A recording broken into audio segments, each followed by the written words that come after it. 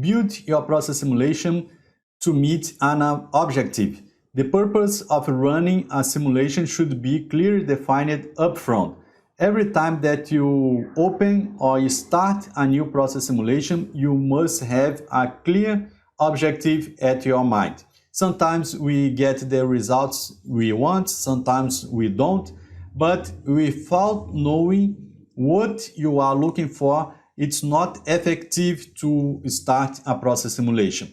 For instance, if I want to install a pump in the field and I will use the process simulator to help me with the design of the pump, I need to know the fluid, the discharge pressure, the inlet conditions of the pump, because without that I will not be able to perform or to convert my process simulation.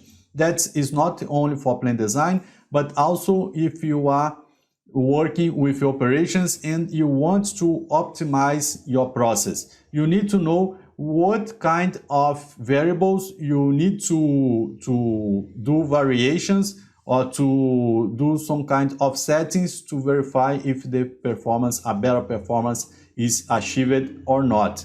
The process simulator is a tool, but any tool is ineffective if you don't know for what you will use that. So keep that in mind before you start your process simulation.